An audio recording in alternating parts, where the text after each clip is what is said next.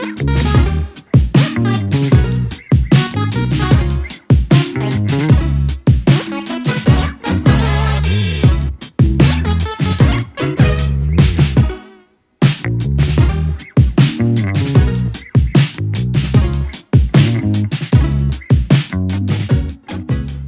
I would love to introduce, first I'd like to welcome everyone before I introduce our moderator, and then our moderator is gonna take it over, right?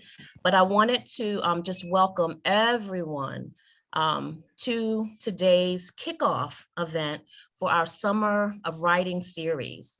And Hurston Wright, we traditionally have, during the summer, we have a Writer's Week and a Writer's Weekend.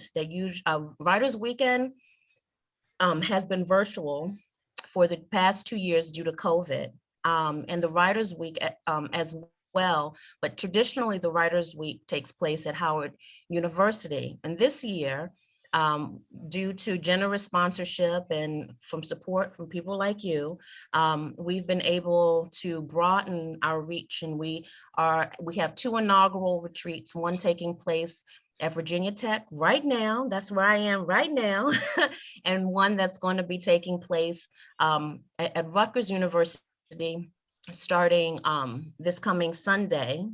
And Howard University, our traditional Howard University Writers Week, will be taking place from July 30th to August 5th. And so what is traditional is that there are events that happen while our workshops are taking place that are for our participants, but also that we open up to the public.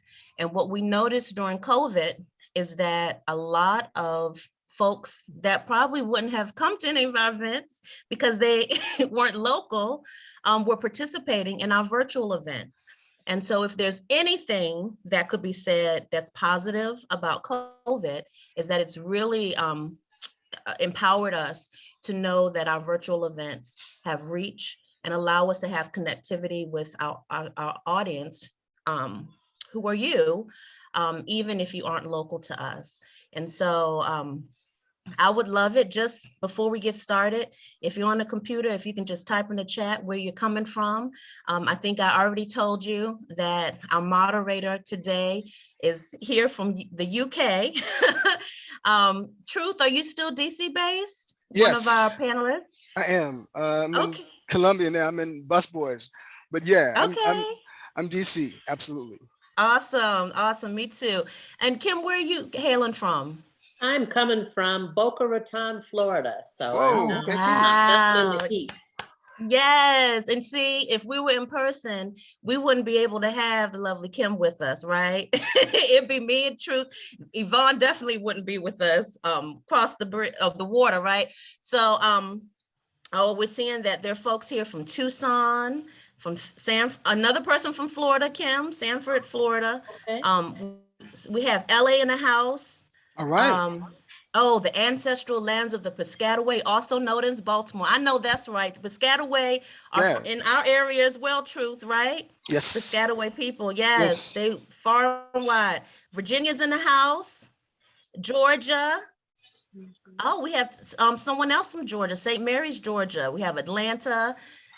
Oh yes, so we have we're from all the points right now, and so this is wonderful. And so this really confirms what I was saying, is that these virtual events are very necessary, and it allows us to really connect. So without further ado, I said we try to start on time, do our people proud, right? And I would like to introduce to you our moderator, and so. Our moderator today is Yvonne Battle-Felton. Yvonne Battle-Felton is the author of Remembered. She is an author, an academic, a host, a creative producer, and writer. Her book, Remembered, was longlisted for the Women's Prize for Fiction in 2019 and shortlisted for the Joliot Prize in 2020. Winner of a Northern Writers Award in Fiction in 2017, Yvonne was commended for children's writing in the Faber-Andelin-Bam Prize and has 6 titles in Penguin Random House's The Ladybird Tales of Superheroes and The Ladybird Tales of Crowns and Thorns. Yvonne Thrones, excuse me. Yvonne teaches creative writing at Sheffield Hallam University, where she is a principal lecturer in humanities, business, and enterprise lead. Host of Write Your Novel with Yvonne Battle-Felton, a write-along podcast series developed with New Writing North, Yvonne creates and hosts literary and storytelling events and opportunities, and has completed her second novel for adults and her first children's book. Welcome, Yvonne.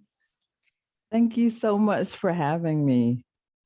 You're so welcome. And so as I turn it over to you, I stated earlier, but as people trickle in, you are the moderator and the host for today's conversation. You're going to introduce our two wonderful panelists. And for those who have questions, there will be a period of time to ask questions after a conversation between our moderator and our panelists. We ask kindly that you please, during the duration of the conversation, that you mute your microphone.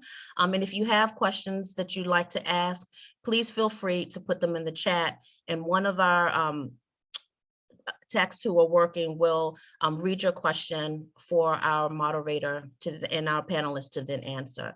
I was really tacky with not introducing myself. I'm this random woman that you're talking.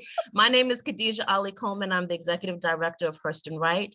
And we are very happy that you are here today. To learn more about programs that Hurston Wright supports and presents, please learn more about us at hurstonwright.org. And so without further ado, I turn it over to you, Yvonne. Well, thank you so much. And thank you for having me.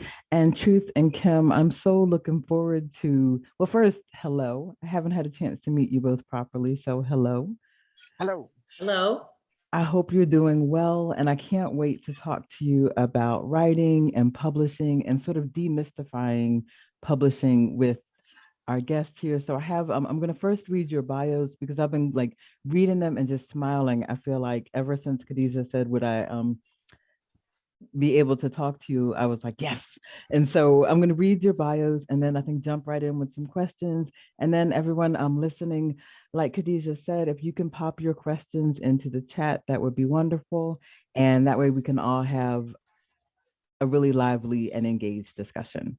So just in order that it comes on my thing, I'm just going to start with Truth. So Truth Thomas is a singer, songwriter, and poet born in Knoxville, Tennessee, and raised in Washington, D.C. He studied creative writing at Howard University and earned his MFA in poetry at New England College. His collections include Party of Black, A Day of Presence, Bottle of Life, and Speak Water, winner of the 2013 NAACP Image Award for Outstanding Literary Work in Poetry. Thomas has edited or co-edited a number of anthologies, including Where We Stand, Poems of Black Resilience, and a Skinny Poetry Anthology.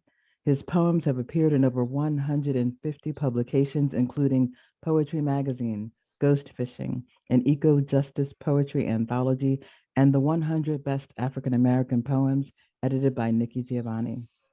He is the founder of Cherry Castle Publishing, creator of the Skinny Poetry Forum, a former writer in residence for the Howard County Poetry and Literature Society, and a managing editor of the Skinny Poetry Journal.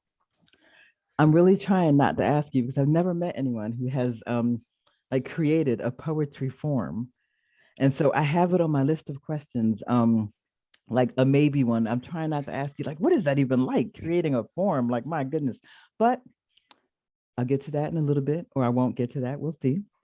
So Kim, I'm going to read your bio now as well. So Kimberly Garrett Brown is publisher and executive editor of Minerva Rising Press. Her first novel, Cora's Kitchen, comes out from Inanna Publications in September 2022. It was a finalist in a 2018 William Faulkner William Wisdom Creative Writing Competition and a 2016 Louise Merriweather First Book Prize. She earned her MFA at Goddard College. Her work has appeared in Black Lives Have Always Mattered, a collection of essays, poems, and personal narratives, The Feminine Collective, Compass Literary Magazine, Today's Chicago Woman, Chicago Tribune, The Rumpus, and elsewhere. She currently lives in Boca Raton, Florida. So again, a warm welcome to you both. so delighted to be able to like have this conversation with you. And so we jump right in. Yeah. Let's do it. Wonderful. So you're both writing and you both founded publishing presses. And so first, I mean, like, wow, like congratulations on that and on all your successes. Can you talk a little bit about like what is a typical day for you, like writing and editing and submitting and publishing and all the different hats you wear? What is a typical day in your life? Kim, you want to take it first? Go ahead, sister. I was going to say chaos. My typical day is assign a list of what I'm going to do and then have it blown up. That is my typical day. It's kind of funny because it happens more often than I like, but it's kind of hard to juggle that writer, publisher, editor, thing because, it's particularly with being so connected on the internet, you can be working on your own work and then something happens and you got to switch hats. So it's kind of constantly, if I had two hats here, it's constantly going back and forth. And then sometimes I have to be, administrative assistant and office manager, like all of it. And so it's constantly switching hats. And so my one word would be chaos. I don't know if that's your experience, Truth. First of all, excuse me, it's good to know that we're not alone. Yes, it's a lot of work. My days generally begin with a lot of reading of work that's been submitted. I have to make sure that the press is running the way that it's supposed to. And that balance that you talked about is also very challenging to be able to find the time that you have to find to write yourself. So the days are long, but it's worth it. It's worth it because there aren't a lot of Black presses, as you know. So it's important to have these resources for Black writers and to be determined to give those writers a place where the work can be featured to the best ability that I can. Yeah, that sounds wonderful. Thank you. Can you talk a little about, and it feels like that might lead right nicely into this next question of what did lead you to develop the press? Can we start with Truth and then we go to Kim? After I was blessed to win the NAACP Image Award, I want, first of all, shout out to London and to Flip Dot Publishing and Nia Yikwe Parks, because he was my first publisher. I was published by him long before that book. And I learned a lot about what it takes to run a publishing company. And from that experience, and also, I think the reality that all of us know, if you're a Black writer, it's challenging at times dealing with presses that are largely white owned and white edited. So I wanted to offer a place where other writers could also get their work out, because it's not mysterious. It's not some far off land that only white people can invade. Black folks can also start companies, publishing, and have for quite some time. Third World Press, Black Classic Press were also wonderful examples, inspiration. Professor Nikki Giovanni, also a huge inspiration. The Black Arts Movement was inspirational in leading the way in teaching that we have to be thinking about publishing ourselves, giving ourselves a place to express ourselves in literary terms and also in the business of writing. So I think for all of those reasons, I was interested in starting a press in DC. Thank you. And what about you, Kim? My story is a little different. I had just recently, well, when I started the press, which was 10 years ago, I had just finished my MFA and I was sending my work out, because, now it's time to be published. And I was getting, rejection after rejection.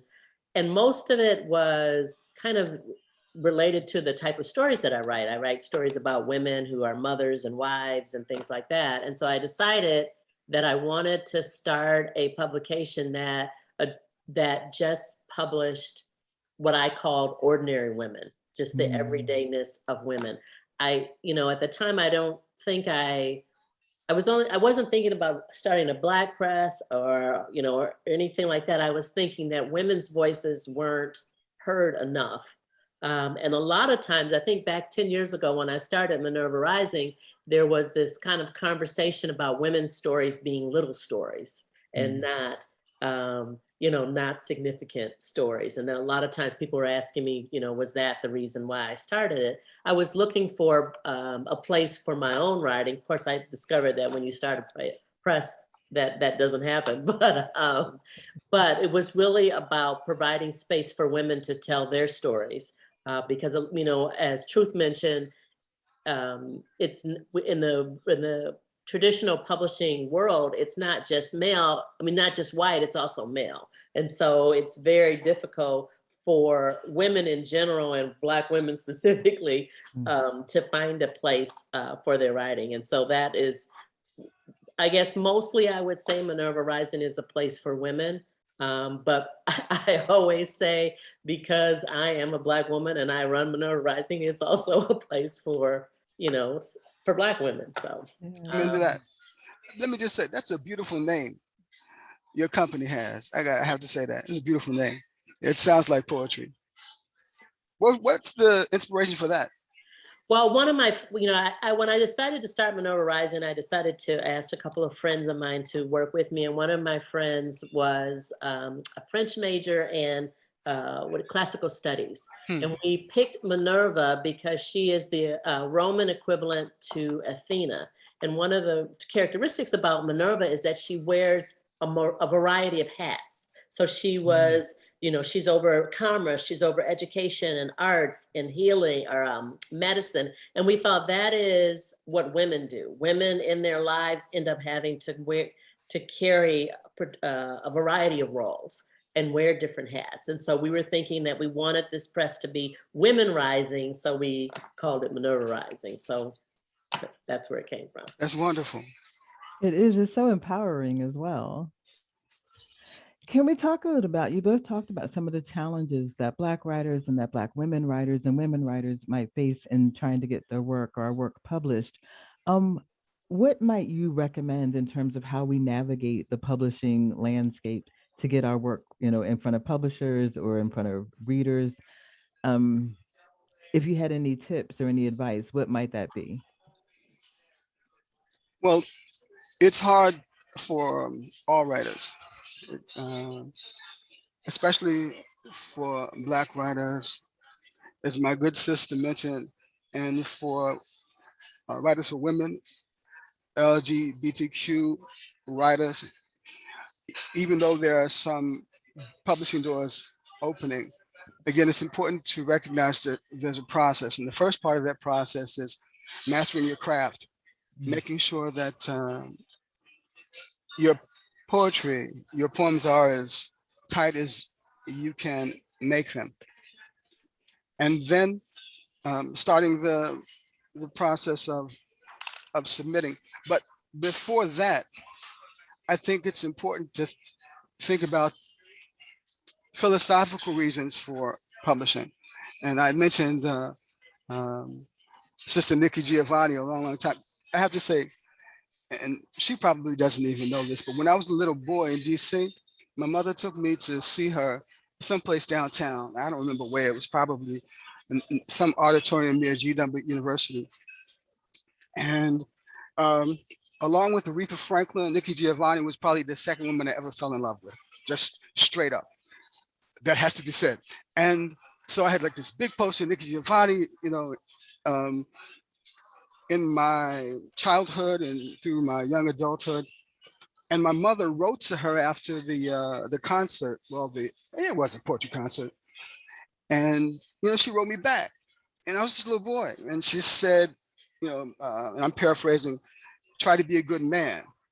And that always stuck with me. And I've tried, but more instructive, I think, in that note was the implication that we have to have some purpose. We have to have something to say. So before you start sending poems out and be concerned about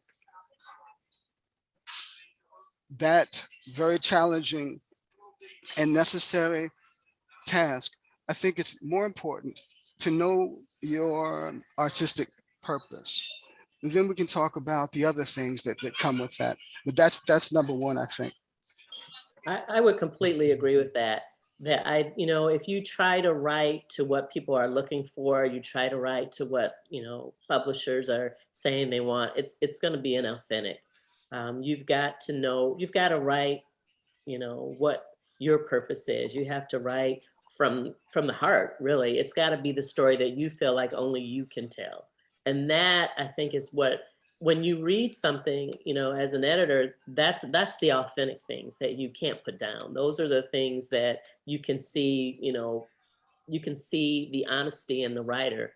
And it's hard because, unfortunately, because of the world we live in, sometimes those stories aren't considered to be mainstream, or, they don't feel like they're like in some of the bigger houses, they are not considered like they can sell the story because they think people aren't interested in it. You can't let that be a reason for you not to write I'm going to call it your truth, and to stop pursuing it too. You've got to continue pursuing it.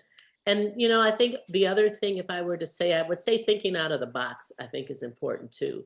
A lot of times, we think about the big names, or we think about, what we might see if we go into a big box bookstore, big box, but there's so many wonderful small presses that do a fabulous job. I think you have to be open to thinking out of the box in terms of how you want to get your book published. Amen. I think that's really great advice. Can you talk a little bit about the difference between being published by a big press or published by like a big publishing house versus a smaller press?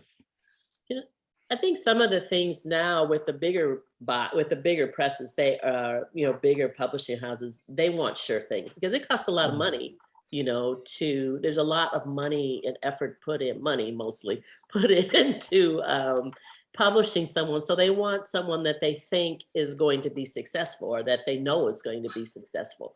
So there's that. And then there's with the larger publications, the amount of focus and time that gets put with the different writers. So if I think that when you're a sure thing, and I won't name names, but when you are, we know who are the surer things, or stories that they think that have a wider appeal, they're going to get more attention. With the small presses, there's fewer of us, there's less resources, but there's also more attention, I think, that's paid because everybody's on the line, with what they're doing. And so you do get more focus in terms of from your editor, but then, the resources, because resources are limited, there's things that you have to do yourself. So for example, my book is being published by a feminist press in Canada, who is funded by, they get a lot of their resources from the state, basically, from the Canadian government. I pay for my own publicist. Whereas, if I was with a larger Simon & Schuster or something like that, they might fund for the publicist. But those are the types of choices that you have to make with a smaller press. Yes. Excuse me. I also wanted to add that the wider presses, did I say wider? I wasn't sure. I was wondering about that. Yeah, I'll keep that phrasing.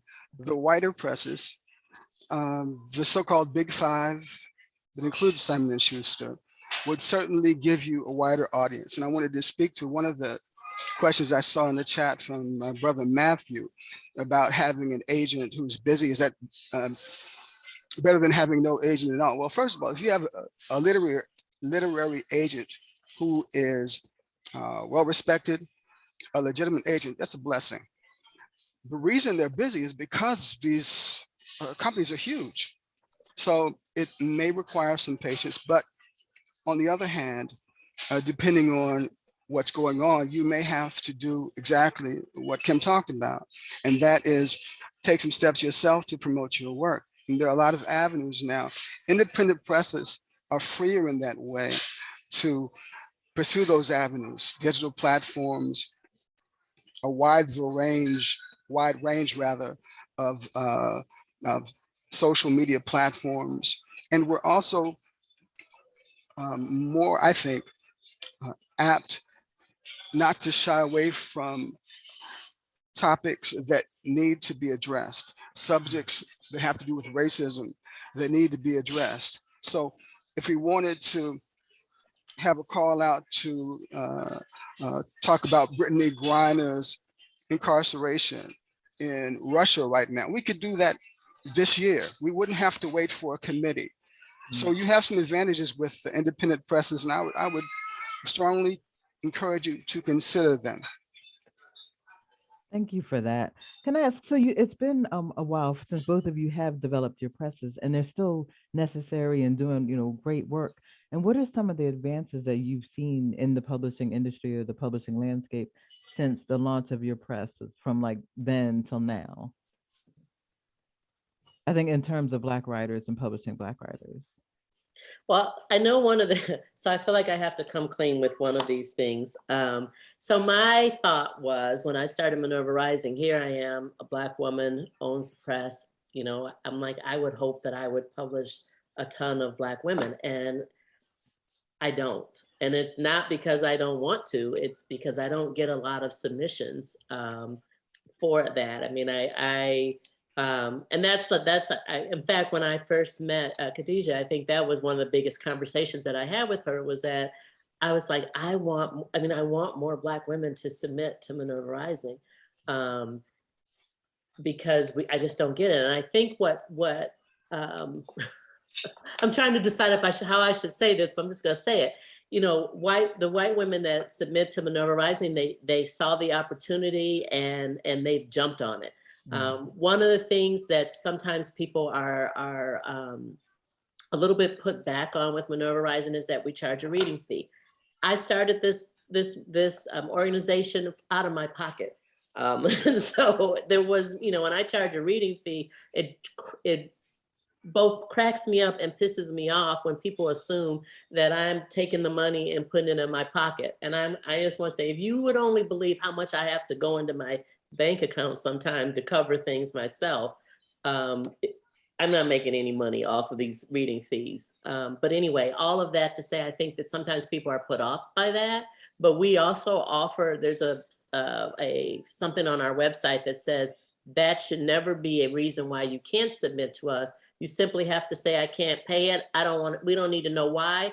And we give you, we'll offer you, basically, I'll send you a link where you can upload your stuff without a charge. So it's not a situation where we just don't want your money. But anyway, all of that to say is that I would love to have to publish more Black stories, Black women's stories, because what ends up happening, I think Truth mentioned this, is that not only don't they get the attention, but somehow there's this belief that it's not interesting enough, that people aren't really interested in those stories. And that's not true. Yeah, that same rationale is often lifted for movies, why you don't see more movies that feature the stories of Black people, because they're not seen as being commercial or universal, which of course is a lie. So yeah, I'm gonna say that. And what's changed since, I think our presses have been around for about the same time, Kim, God bless you. Yeah, what has happened certainly is social media has grown and been much more of a tool for promotion than it ever was when I first started. And yes, the dynamics, it's interesting in terms of who submits is often surprising, because I'm a Black man and I wanted to give air to stories featuring people of color as much as possible. But I get a lot of submissions from white writers, and I'm not sure why that is. The same thing is true of the Skinny Poetry Journal. I was blessed to create this forum, and I put calls out for critical race theory, and I get like crickets. Right? And on the other hand, if I have some call that has to do with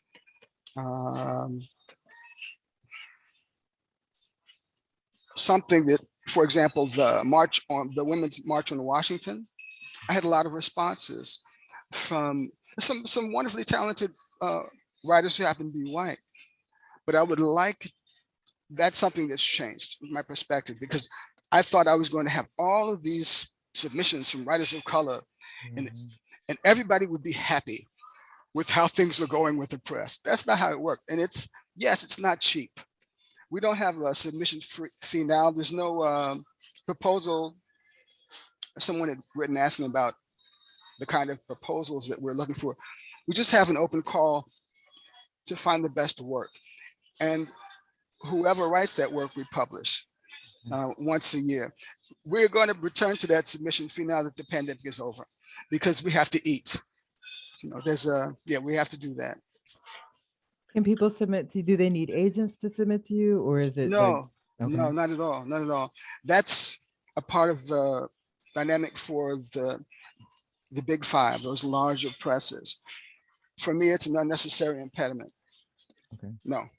So right now, I'm sorry, go ahead. I would also say, when you asked about what's changed, I would say that even this forum that we're on right now, the whole Zoom thing, whereas it's funny, I had Zoom a couple years before the pandemic, and I was paying for it, and I was like, I don't know if I should keep having this thing. I never use it. But that has been a big change in terms of bringing writers together. I mean, because a lot of the people who submit or who end up getting published with Minerva Rising are all over the world, basically, we can have a forum like this, and you can bring all the people together. And I think that's been a big change in the last 10 years. That's as someone mentioned earlier, a good change. Thank you. I'm thinking so at least in the UK, there's all these programs now, not all these, but there are some programs aimed at developing Black writers of color, and they do a good job of developing. And I think I'm always curious about that next step, which is what I'd like to see more, is that, after you, there are writers right now who are ready to, to submit something. And I'm hoping that the same programs or similar programs that they have here are in the US as well. And assuming so on this call right now, we are, we're blessed to have poets and children's writers and creative nonfiction writers, memoirists and fiction writers, and everyone on this call. And so right now, I feel like there's somebody who's ready for, their book to be published. And what advice, what do you want them to do right now? If they were saying, you know what, I want to send you my work, Truth or Kim, I would what can they do to get their work in front of you? Go ahead, Ken. What can they do?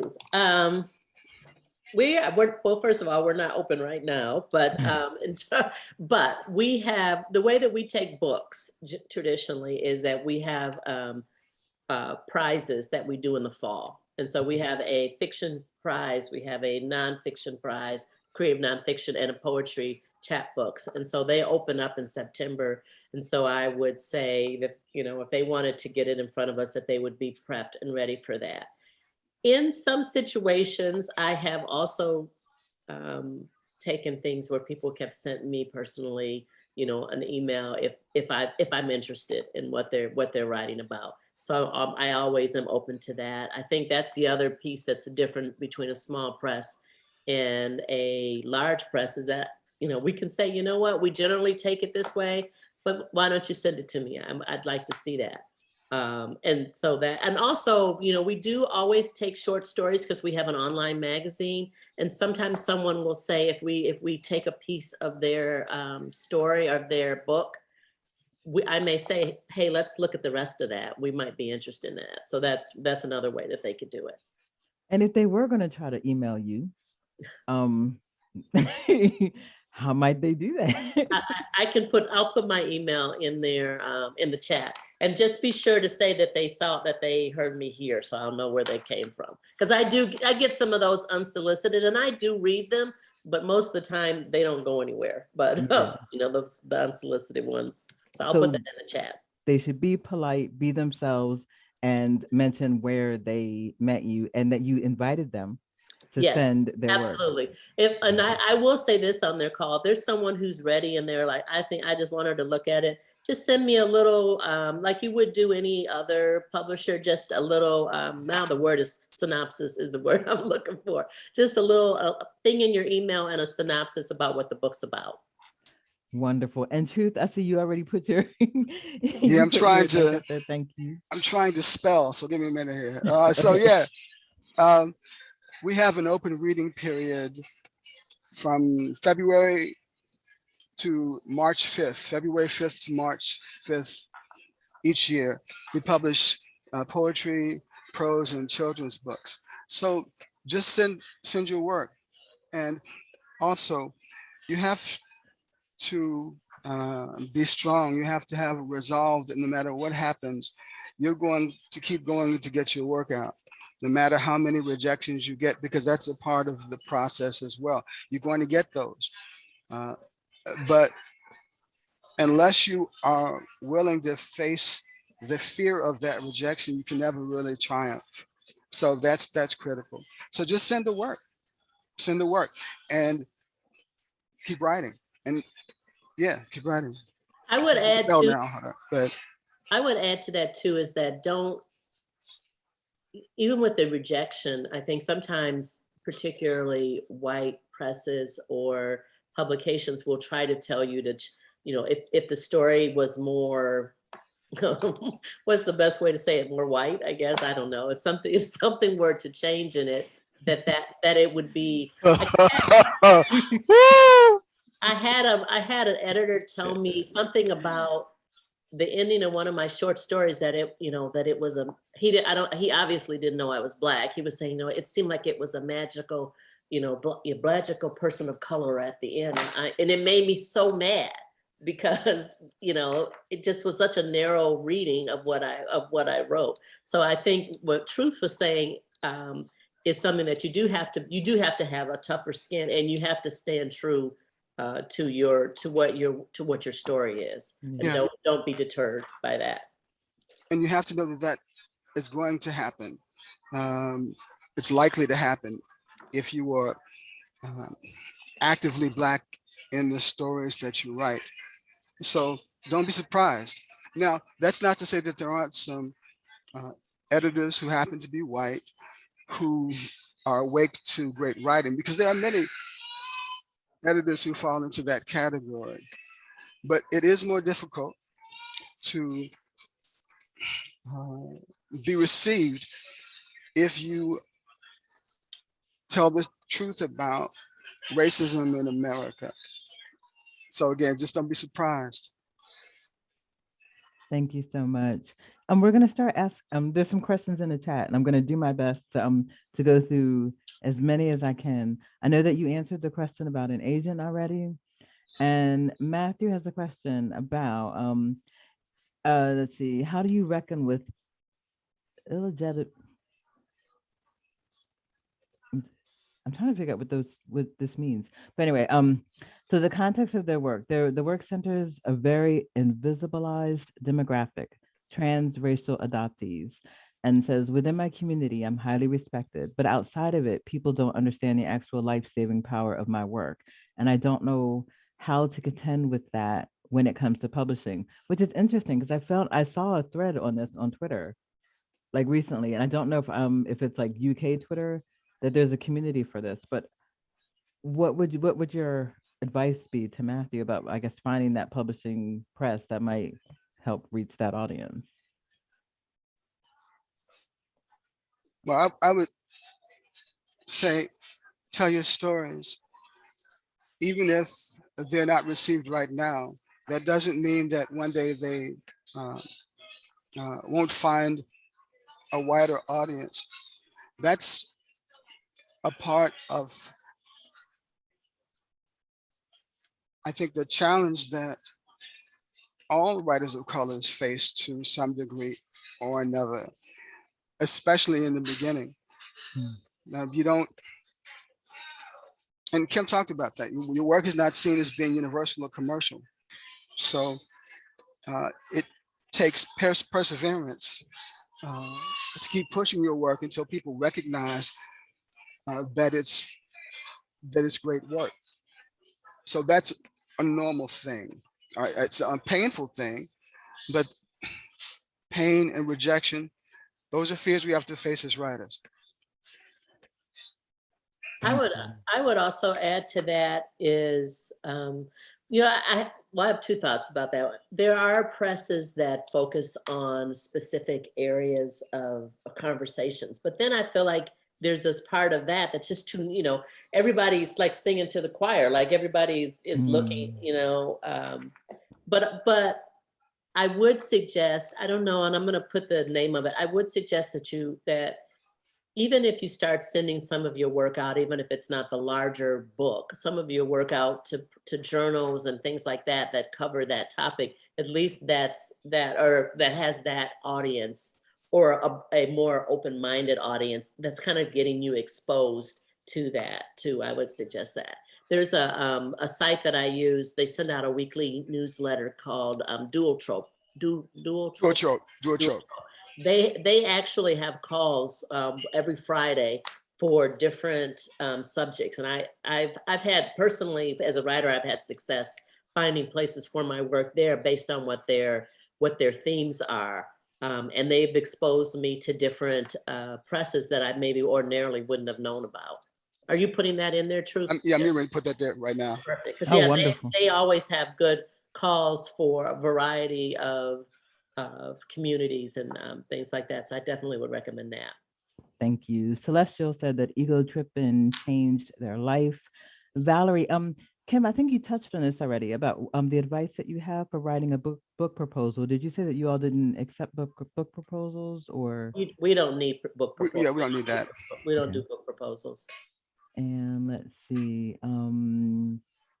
marketing, building an author platform. Is that something that Valerie should be concerned with to send with you all? Like, does she need an author platform? Well, not for us, but it is, you know, here's the thing about the author profile and social media. It's one of those things that it's a necessary evil. Once you're, in fact, that's what I was spending time today, because my book is coming out in September. And so Congratulations. Thank you. And so, you know, things are heating up, but I need to also make sure that, you know, I have a presence on social media, particularly with Minerva Rising, but I'm having to spend some time doing that because you want to create an audience for your book. Because here's the funny thing, and I don't know if you've experienced this, you kind of think that you have an audience. You think about all of the people who you think are going to support you. They're not. They're not gonna buy the book, believe it or not. You know, when I started Minerva Rising, I thought I got all these people and they're going to be so supportive, and they are, you know, from the word of mouth, but in terms of buying the books, not always. So you want to definitely create a larger audience for yourself, and social media can definitely do that.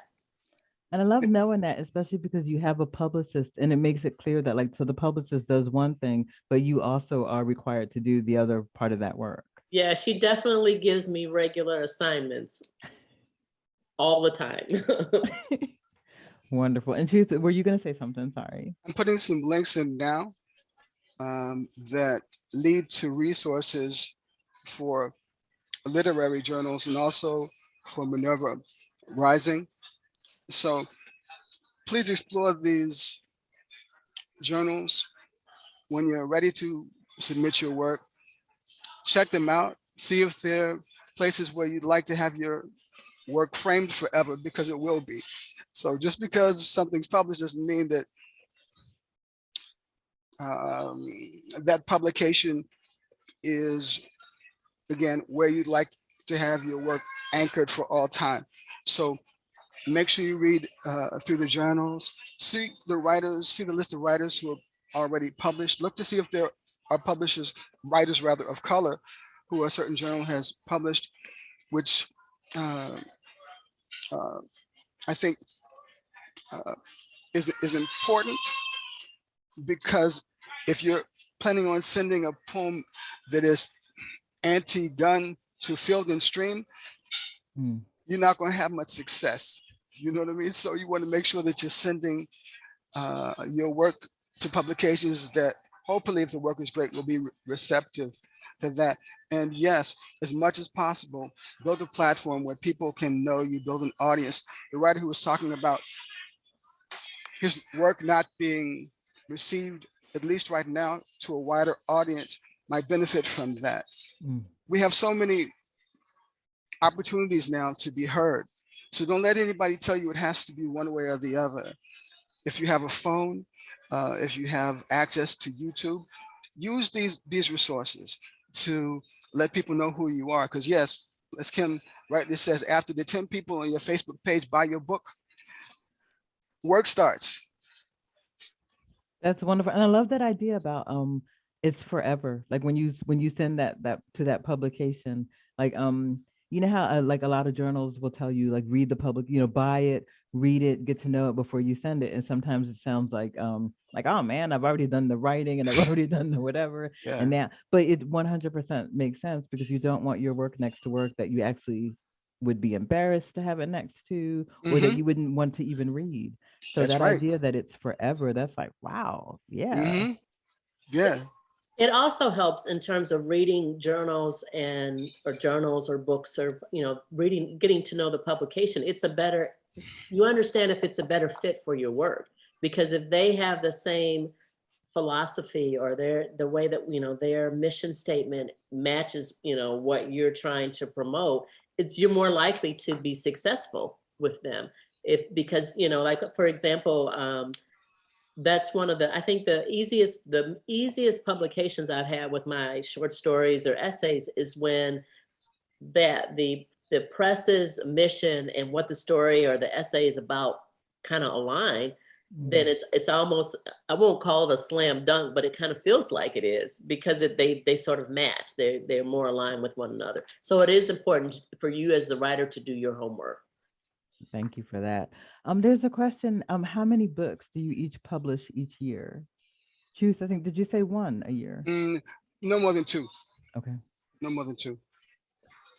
So we do a little bit different. We do have an online magazine where we're trying to, we're getting better at this, publish things on a regular basis, a couple of things a month, short stories, creative nonfiction and poetry. We do one poetry book, one creative nonfiction book, and one fiction book a year. And this year, the fiction book that we published last year won a bronze Book of the Book Award with 4 Congratulations. this year. Oh, Under the congratulations. multicultural fiction. So we're pretty proud of that. Yeah, well done. Should be. So Tina asks the question, do you accept a book submission if the book is already on Amazon? No, because Jeff Bezos is the devil. So we don't do that. No, I'm just kidding. I'm just messing with you. Generally, no. If a book has been published, we're looking for original unpublished work. Okay. And we generally ask for first American rights. And so what ends up happening with that is that if it's already been published, it's already out there. So, so I guess the answer is also no. All right, wonderful, wonderful. Let's see. Regina made a really good point. We might circle back to it because I don't see a question in there.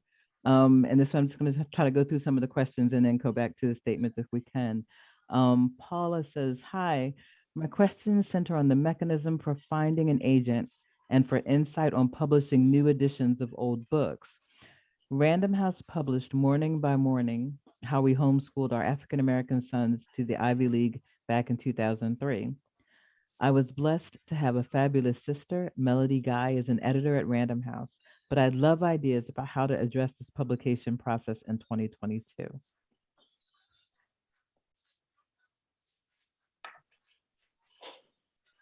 Should we start with Truth?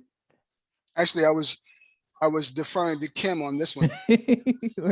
One thing I would say, so I'll back up a little bit. So Minerva Rising actually has another side that I haven't talked much about. And that side is kind of a hybrid press.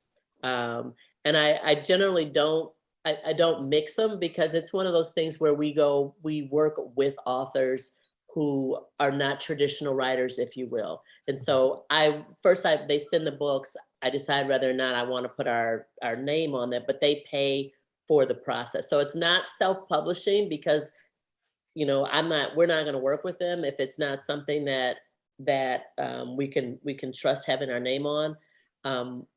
But I also edit it heavily, you know, so that when it's out there in the world and someone picks it up, then, you know, and actually one of the books that we published for that last year also won an award, a silver award. Congratulations. Novelist last year for the book published last year. But all of that to say that if you have a book that's been published previously, going back through it, editing it, kind of bringing things up to date, particularly if it's, you know, nonfiction, making it more current, almost makes it, you know, it's like a new edition. And so I think that that it might be a lot easier than something that's just, you know, has been published elsewhere and you're trying to publish it again. But it does require you to kind of relook at it and see it again through new eyes. I hope that kind of answers that question. Thank you. And if not, you have Kim's email address. Yes. So let's see. Now I'm looking at truth. You put in so many wonderful links in here. So thank you so much for those. Sure. Tina asked Kim, how did you find your publicist? You know, it was kind of interesting. I went to, this was pre-COVID, I went to a women's conference, writing conference in Arkansas, of all places. And she had a table next to mine and we just were talking. And I had, at the time, it never even occurred to me that I would ever use her as a publicist. But then the editor of, or the publisher and editor of the press in my book was suggesting, because they were in Canada and their resources were not as fluid for an author that's in the United States, she suggested that I do that. And then I just remembered that I met this woman and she's been fabulous. And I'd be happy to give you put her email in here because she just, it's been a great eye-opening experience, but it also has taught me a lot about what it takes to get your book out there and in front of a lot of people. It's not, I wish it was as simple as paying for her and then she did everything, but it's not, it is a lot of work. But I'm glad you said that, because I know in my head it was kind of like, okay, you pay them and they go out and they find the audience and they find, you know, the reviews and all that stuff. So I think, I know I personally needed that dose of like reality to be like, I have a funny story to tell you. So beginning of mid-May, my husband and family and I, we were on our way over to Italy and I'm on the plane about to go on my Italian vacation. She sends me this long email. While you're on vacation, think about this, blah, blah, blah, blah, blah. And I'm like sitting on the plane, like, I don't want to think about that. I want to drink wine and eat pasta. But the whole time and she basically emailed me just about every day when I was on vacation, because this is a critical time, you know, because what happens when a book comes out, the 4 or 5 months before the book comes out is when it's important to get it in front of reviewers and things like that. And so I was like, well, you know, I guess I'll have to dip in and out of vacation to make sure this stuff gets done. So that's just a little funny story about that. Yeah, thank you. I'm going to read Regina's excellent comment and then her wonderful question as well. So the comment part is, John Legend said recently how important it is now more than ever that Black people own the narrative of their stories. In light of book bannings, attempts to sanitize the history and struggles of Black people, and backlash against the forward moment that occurred in the wake of George Floyd. We need Black presses as well as Black writers to ensure that our stories see the light of day. This work is part of the movement for social justice. And 1 second, I'm going to skip back down to because she apologized, but the question part had gotten cut off in the original one. So here she goes. But she said, sorry, my comment cut off, but it is how can we encourage and support Black publishers so they remain viable? So what do you both need from all of us? Buy about like 100 books.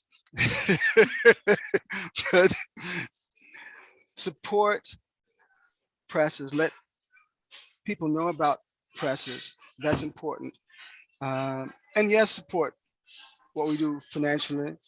And if you're able to, once you've done the work of learning how to put a company together, start your own presses. You know, that's important to do. And John Legend is right. And I think about Dr. King, we have some difficult days ahead this year. We've already seen a mass domestic terror event in Buffalo, and with the continued worship of firearms, we saw another horrific mass murder in Uvalde, Texas. And just this past weekend in I forget where it is in the country. Maybe one of you can pin that down. There were some people who jumped out of a truck. I think they were arrested, 31 white young brothers who were intending to do harm to some pride rally. So there's a lot that we have to do to continue to fight, and telling the stories in the interest of making the world less hateful and evil is very, very important to do. Okay, thank you. Thank you, Regina. Wow. And Kim, what can we do? Would you have anything to add? I think the biggest thing, and I think this is, as writers, I believe this, and if I turn my screen around, you would see I put my money where my mouth is buy books. You know, buy each other's books, buy books from Black writers, buy books from, you know, the presses that you want to support. That's a big deal. And the other part of that is to keep writing and keep sending your stories, because I think it's important for people to tell those stories. You know, you have to get the thick skin and get beyond the fear of rejection, and I can't tell you how many tears have been like, I can't believe it. Like, you know, when you get, sometimes some rejections hit you so hard. I don't know why, but, you know, you just keep doing it. You just have to keep doing it in face of it all. Amen. That not only supports our presses, but that supports yourself as a writer and Black writers in general. It's just that perseverance. Yeah, amen. I'd also like to share, if I could, that as a part of that process of getting published, once you've faced the fear and gone through that pain, it's important to keep the promises that you make to yourself. If you're going to write, if you're going to submit, no matter what happens, do that. Also, don't compare yourself to other people, because that is a very dangerous thing to do. We can only be who we are. We can't control life. We can only control our responses to it. We can't control who accepts our work, who doesn't. I've been blessed to be published a lot, but I get rejections all the time. And I'd be lying to you if I said I just enjoy them so much, because I don't. But you have to keep pushing, you know, and and in that vein, expect ultimately some good things to happen. You know what? Can I ask this? I feel like you both have been so generous with your time and information and resources. And I think, so if I could ask for just one more thing. So as people are, you know, navigating their way through the publishing path, and they're submitting, and, you know, like you said, we'll always get rejections, and that's not, you know, a personal thing. That's just part of the process as you find that publishing, the perfect publishing home, if that exists for the piece or whatever. But what can we do to support one another as writers, as a community, as we all are, you know, seeking publication and the representation and whatever? I would say doing things like this is really important. Being involved in writers groups, going to conferences, I think that is really important, because it, you know, so much of writing is done in solitude, in isolation. I think that it is a good support, you know, to even hear Truth say, to nod when I was saying that, to me, my day is chaos, to have another publisher say, yep, that's mine too, doesn't make me feel as isolated, you know, in my work. And I think going to conferences, connecting with writers, in forums like that not only supports other writers, but that also supports the writer in you. Amen, amen. And let me just quickly add, there's enough that divides people of color in America and in many other parts of the world. So I think it is important for us not to get tied up in that trick bag. We are many different Black literary churches. We have Kave Khanum, we have people who are not Kave Khanum, we have people who are Hurston Wright, not Hurston Wright. We have people in Chicago and New York and our Latinx brothers. We have journals exclusively for those writers who, by the way, will still get stopped by the police, who look just like us, but have divided themselves, been made to feel as though they have to because of the country where we live. I think it's important for us, yes, to read our work, to come to all of the events, to know that there's one us. And as John Legend, I'm going back to that, we have one fight against the evil of racism in America. And if we're divided, we're not going to be as successful as if we're together.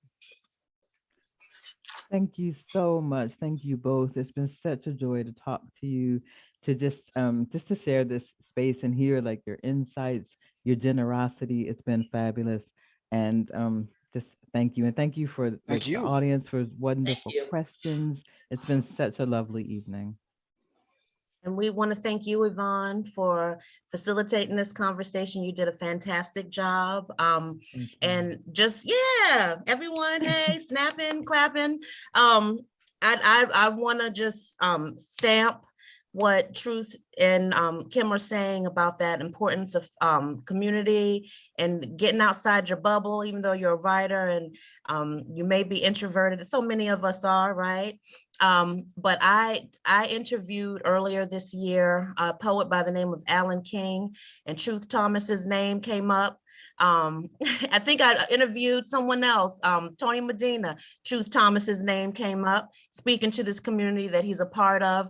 And one of the funny things I found during this conversation is Truth talking about the importance of craft.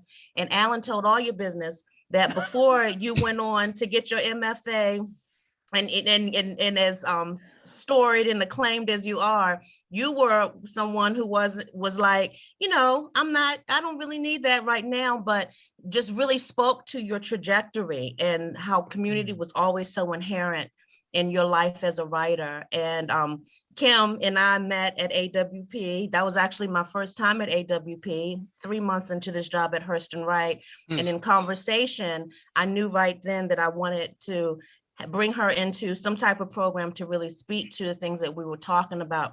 Community is important. And this is a community that we're part of right now. So I'd like to thank everybody. Thank you for taking time out of your day to join us, this hour-long conversation. We have a series of events taking place this summer, and we really encourage you to take part, to stay connected with us.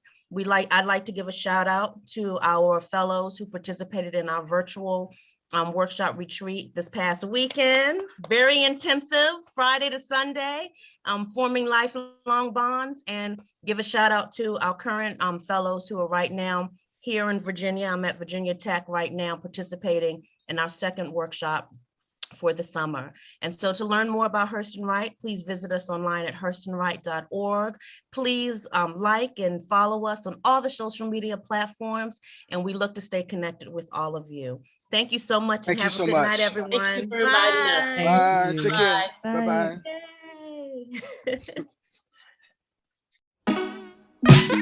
Yay.